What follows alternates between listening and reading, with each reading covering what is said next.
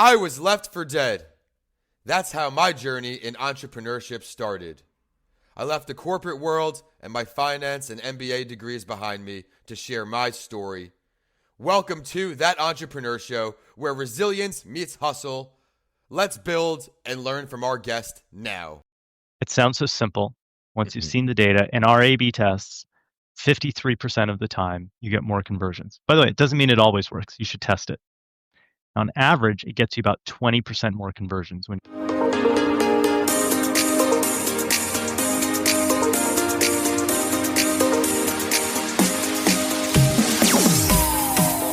Netflix, Harvard University, the MBA. These are some of the clients we've had today's guest work with.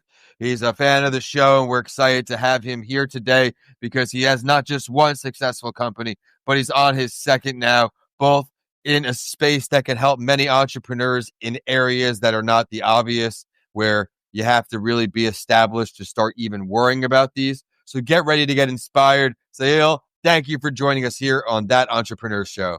Vincent, glad to be here. Thanks for having me.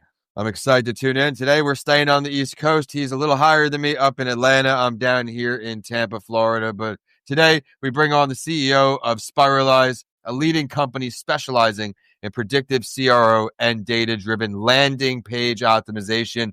Huge missed opportunity for myself, even as I'm always trying to learn to get better, and many out there. But today, this is just a peek of what we will hear on That Entrepreneur Show. My name is Vincent A. Lancey. I'm excited to welcome you to another great show. I want to thank you for helping make this show a top 2.5% global podcast. Can't do without the guests. Thank you to our guests today for coming on, our past guests, and all of you, the amazing listeners. I gave a sneak peek of what we can expect today, but he's been involved in so much more. We're going to talk about A/B testing done right, how to run that efficiently without big traffic, and so much more. But Sahil, let's go back in time. Why did you want to become an entrepreneur to start out?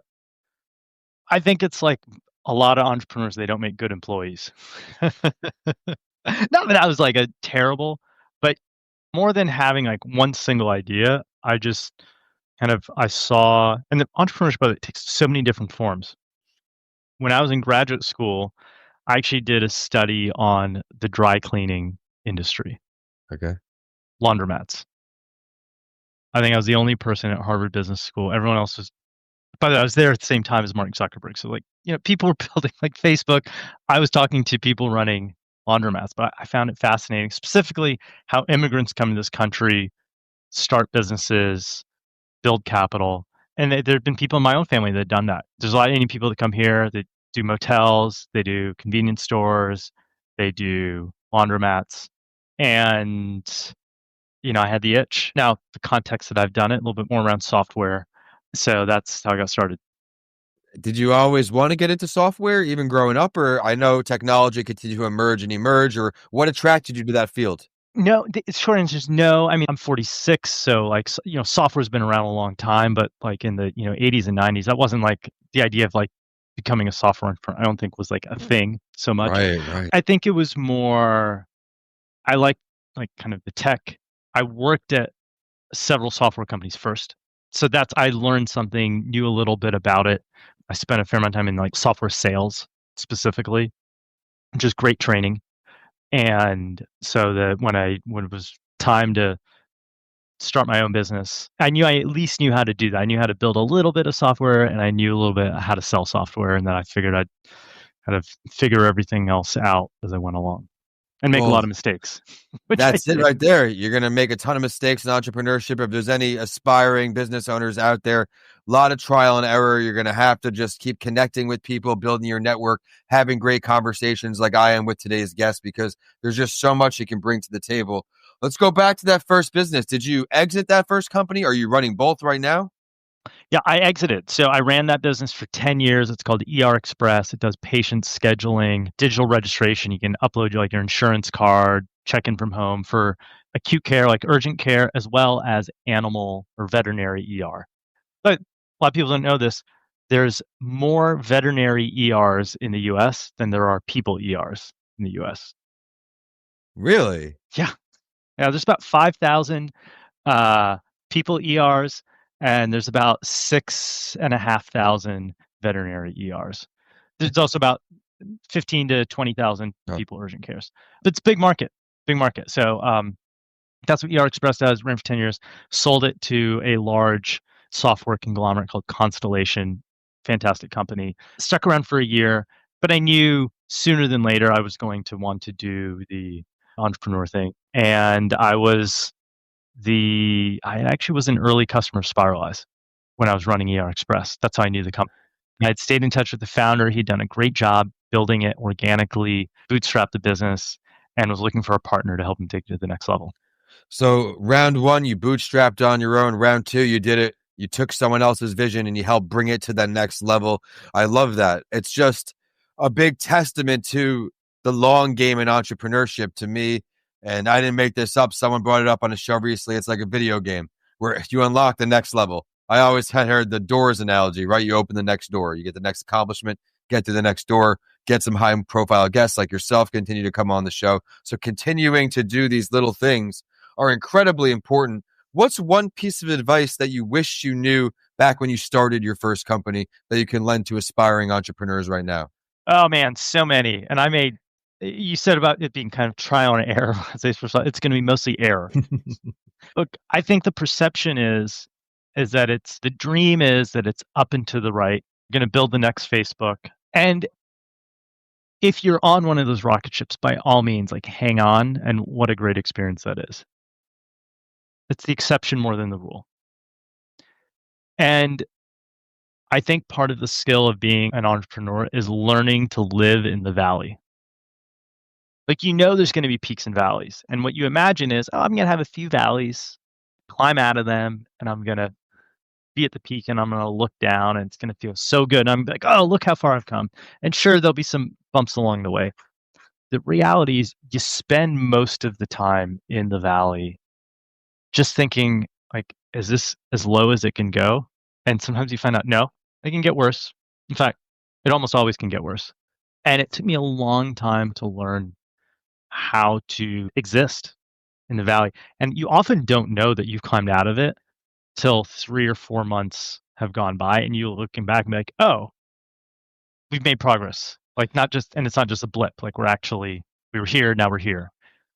And just like as a mental outlook, I think if you wake up every morning and you haven't learned how to be comfortable living in the valley, you're going to be in a really bad place. I've been there. I didn't know that. I know that now. I wish I knew that before. And the valleys now, as entrepreneurship continues to grow, getting them smaller in frequency in between, you should say. We're back in the day, if I get one check in 6 months when I'm doing speaking and only school speaking, right? It's okay. Those valleys are deep and you're in really, really bad place mentally, or at least I was. Now I try to hold myself accountable with the sales cycle. I have to do something every day. And I just talked about this actually in the last show, Fanatical Prospecting. It's a great book I read when my MacBook went down maybe about a half a year ago. And it talks about in your sales cycle, you pay the price today for 90 days out, right? If you don't network today, you don't do any sales outreach today, 3 months from now, you're paying that price. And that's when that's when you're getting down there. So I absolutely love that analogy. Now let's fast forward. We talked about the beginning. Now we're present day. You've got this amazing company. What do you think is next for this company as far as growth? We've had some pretty amazing growth in the last couple of years. And I mean, I can't discuss kind of all the financials, but we're at a stage north of 10 million in revenue annually. It certainly gets harder as your denominator, growing from 1 to 2, of course, 0 to 1 is its own thing. And then, by the way, from 1 to 5, very few make it from 1 to 5. 5 to 10, you get north of 10, like the game theory definitely changes, because part of what you have to do is not get distracted by shiny new objects. Mm-hmm. And some of the things that you held together through duct tape, that growth, it's going to stretch, it's going to break some of those things. I had to put that right there in the notes. I loved how you say that. When the game theory changes, when your revenue and business earned continues to increase. Yeah. I mean, here's the thing. What you want to do is you want to avoid going kind of big company too early. In fact, you want to try and avoid going big company as long as possible. And I've worked at big companies, great. I've worked at 2 publicly traded companies, amazing. If you even work at one, it's pretty amazing. Those things are a tax on growth. Right. So you want to put off paying that tax as long as possible. You want to selectively be like, okay, this process isn't working. Having 15 direct reports isn't working. But also, I'm not going to go to, classic big company where I've got 17 layers between me and the first employee. There's no spreadsheet that you can use to give you the answer there. I think, again, we're talking about trial and error, right? You're figuring out what's best for your business, what's most in sync, that without forcing anything. But now I do want to talk about A/B testing and A/B testing done right. Let's dive into that. Yeah. A/B testing, maybe a great place to start is the myth on A/B testing is you take one element like the color of your add to cart button. And if it's green, you should make it blue, and that will magically get more people to put shoes in the cart. Shoes in the cart here being a metaphor for whatever you want people to do on your website. That's called meek testing, and there's some situations where that is valuable. But for most companies, if you've never done any A/B testing, you're much better off taking big swings. Big swings get big wins. Combine a few different ideas. Now, there's trade-offs there. Sure. How do you know what works if you change 3 things? But you're much better off doing that than changing like 100 small things one at a time. And at the end of the year, 1 out of the 10 maybe got you a 3% lift. And then you're like, you go to your boss and you go, hey, look, we made the buttons blue. Got a 1% lift. Let me tell you, that's a surefire way for that initiative to get killed. Like, go for some low-hanging fruit, make some big swings. That's number 1.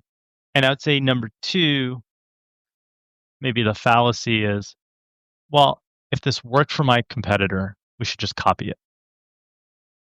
What worked for a competitor doesn't have great predictive power for what will work for you. I would love that. And that's a huge message. You can learn from others, and I certainly try to learn from as many entrepreneurs as I can, but it's making it your own, applying it to the unique areas that you have going on in your business and your life. While we're on A/B tests, what is a surprising lesson from over 130,000 A/B tests? Okay, I'll give you a couple. One is, you'd be surprised how many. Now, by the way, most of what we do is in the B2B SaaS world. So Okay. business to business software companies. That's the area I know best. It's our sweet spot. Is how many of them don't show their product on the website? Now, this is like a car ad without a car. Would you do that? You just have Matthew McConaughey sitting at a campfire. It wouldn't really work. Just today, I was talking to a company, and they're like, our CEO is concerned if we put a picture of the product on the website, our competitors are going to steal it. Now, maybe, I hate to break it to you, your competitors probably already know what your product looks like, number 1. Yeah. Number 2, they're probably not stealing your IP on a single screenshot. So just generally, product screenshots outperform stock photos of happy people. It sounds so simple once you've seen the data. In our A/B tests, 53% of the time, you get more conversions. By the way, it doesn't mean it always works. You should test it. On average, it gets you about 20% more conversions when you show the product instead of stock photos of happy people. Those are real numbers. You ask a software company, would you like 20% more in your sales pipe? It's a great test to run. I love it. This is stuff that we regular, not in that industry people will never know that. And I think it's interesting to think about that there's probably so much. So everyone, if you like what he's giving out right now, stick around for just a few more minutes. We'll get his contact info. But before we do that, if you could choose any entrepreneur, Sahil, dead or alive, to sit down with, pick their brain, who's your choice? Oh my gosh, what a great question. I'm going to pick one probably you don't hear a lot. I'm a big fan of Maria Montessori.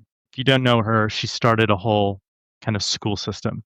And she was an entrepreneur at a time when there were not as many women entrepreneurs as there are today. And she did something pretty amazing. She really created a whole movement and a way of learning that's different. I speak from personal experience. Both my kids have gone to Montessori schools, and she's no longer with us, unfortunately. Of course, yeah. But if you even take 10 seconds to read up on her, pretty amazing woman. Yes, definitely not still living, but if you were to be able to have a meeting, where would the meeting go down? Where's the location? Well, I think in just out of respect for her, I would want it to be at a Montessori school, any Montessori school. Maybe I could, if she was willing to come to me, it would be the one here in Atlanta. But she's Italian, and I love all things Italian culture, and I've been to Italy a bunch of times. I would love to go to Italy. Maybe we could meet in Cinque Terre and have a great conversation about Montessori school.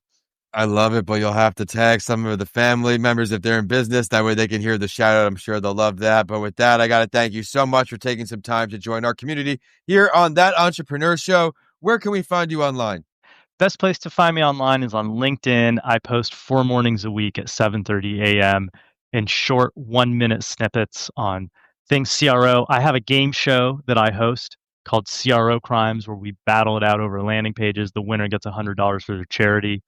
And it's a lot of fun. That's cool. And that's one of the things that you'll see if you come check me out.